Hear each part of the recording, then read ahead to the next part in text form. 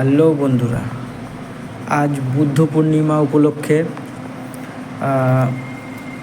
আপনাদের একটা বুদ্ধিস্ট মনেস্ট্রির ব্যাপারে জানাবো। আসলে আমি কিছুদিন আগে ন্যাশনাল হাইওয়ে 60 করে যেটা হচ্ছে আপনার বেলদা দাঁতন মানে পশ্চিম মেদিনীপুরের মধ্যে পড়ে, তো যাচ্ছিলাম দাঁতনের দিকে। তো যাওয়ার পথে একটা বোর্ড দেখতে পেলাম, যে সাইনবোর্ডটায় লেখা আছে মোঘলমারি বুদ্ধিস্ট মনেস্ট্রি, যেটা আনুমানিক 6ষ্ঠ শতাব্দীতে বানানো হয়েছিল, যেটা এখানে ব্যাখ্যা দেওয়া আছে আর কি। তো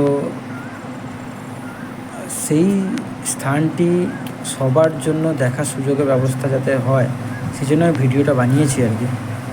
তো দেখতেই পাচ্ছেন যে কাঁচ দিয়ে চারিদিকে ঘেরা, সুন্দর লাইটিংও আছে সন্ধে পরে আসলে, এবং কাঠ দিয়ে রাস্তা বানানো আছে যাতে ভিতরের জায়গাগুলো যাতে কেউ ক্ষতি আর না করতে পারে, সেই জন্য যাতে ভালোভাবে মানুষ জায়গাটি ঘুরে দেখতে পারে, সেই জন্য পশ্চিমবঙ্গ সরকার এটাকে রক্ষণাবেক্ষণের দায়িত্ব নিয়েছে। তো এই মনেস্ট্রি আপনি রেগুলারই যদি আসতে চান, রেগুলারই খোলা পাবেন। সকাল 10টা থেকে বিকেল 4:30 পর্যন্ত খোলা থাকে, এবং এর জন্য এখনও গভর্নমেন্ট কোনো এন্ট্রি ফি ধার্য করেনি।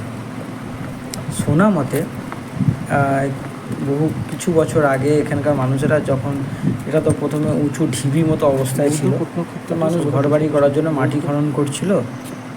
ঠিক মাটি খুঁড়তে খুঁড়তে কিছু ইট এরকম পাওয়া যায়, তারপরে আর একটু কিছু খোঁড়ার পরে কিছুটা এরকম বেরিয়ে আসার পরে তারপর খবর পায়, প্রত্নতত্ত্ব বিজ্ঞানীকে জানানো হয়, তারা যখন খনন করে দেখে তো এই সব নিদর্শনগুলো খুঁজে পায়, এবং তারপর মাটি বা ইট পরীক্ষা করে বুঝতে পারে যে এটা 6ষ্ঠ শতাব্দীতে বানানো বুদ্ধিস্ট মনেস্ট্রি। এটা সুন্দর ঘিরে মানুষের দেখার জন্য গভর্নমেন্ট সুবিধা করে দিয়েছে। আপনার জায়গাটা খুব ভালোই লাগবে, খুব শান্ত নিরিবিলি জায়গা।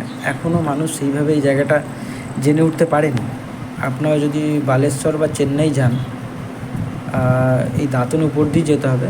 এই দাঁতন যাওয়ার পথে আপনার মেন রোডের উপরেই বোর্ডে দেখতে পাবেন, ন্যাশনাল হাইওয়ে থেকে মাত্র 200 মিটার ভিতরে এই মনেস্ট্রিটা। আর এই জায়গাটা ঘিরে রাখার কারণ হচ্ছে এখানে 15-16টা মূর্তি বানানো আছে খোদাই করে।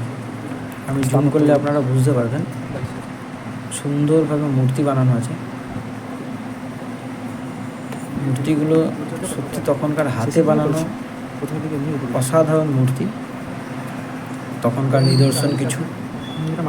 এইভাবে ধীরে ধীরে সব দেখতে দেখতে হাতের সময় খুব কম থাকার জন্য আমি ধীরে ধীরে পুরো মনেস্ট্রিটা দেখতে থাকলাম।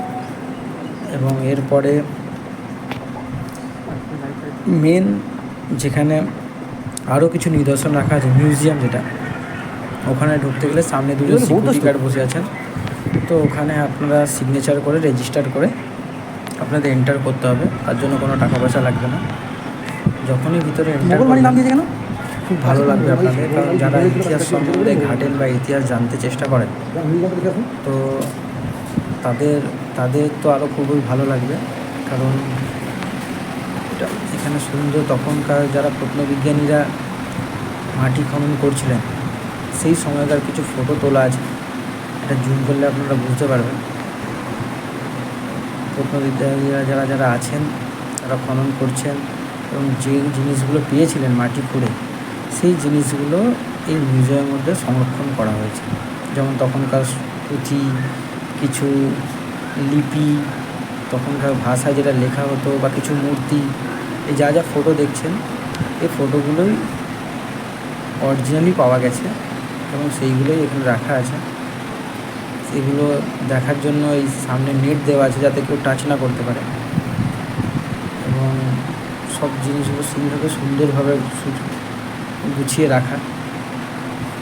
আর যখন আমি এসেছিলাম এখানে ফাঁকাই ছিল, তাই আরামসে দেখে নিলাম, অত মানুষ জানাজানি নেই। কিন্তু যখন বেরোচ্ছিলাম তখন দেখলাম একটা ফ্যামিলি এসে দেখতে যাচ্ছিলেন আর কি। তো আমার জাস্ট পুরো জায়গাটা খুব ভালোই লেগেছে এবং সময় নিয়ে আরেকবার যাওয়ার ইচ্ছা আছে, যদি সময় পাই কোনো দিন। তো আপনারাও সময় পেলে একবার আসবেন, এই জিনিসটাকে এক্সপ্লোর করবেন, যথেষ্ট ভালো লাগবে। যারা ইতিহাস নিয়ে ঘাটাঘাটি করেন, 600 শতাব্দীতে বানানো, মানে বুঝতে পারছেন, এইসব জিনিসগুলো পাওয়া গেছিলো, ওগুলো আলমারির মধ্যে রাখা আছে। এখানে বই আছে, এই ব্যাপারে অনেক কিছু আরও জানতে পারবেন। কারণ লোকাল সিকিউরিটি গার্ড যিনি আছেন ওখানে দেখাশোনা দায়িত্বে, ওনার থেকেই এই খবরগুলো পেয়েছি আর কি। তো ওই জন্য সবার আমার ভালো লাগলো, তাই সবার দেখার একটা সুযোগ করে দিলাম। তো ভিডিওটি দেখার পরে কেমন লাগলো অবশ্যই কমেন্ট করে জানাবেন। আর আরও কিছু নতুন ভিডিও পোস্ট করলে যাতে আপনারা তাড়াতাড়ি পান, সেজন্য অবশ্যই আমাকে ফলো করা ভুলবেন না। ভিডিওটি ভালো লাগলে একটা লাইক দেবেন, থ্যাংক ইউ। তো লেখাও আছে কোন জিনিসগুলো কী নাম আর কি।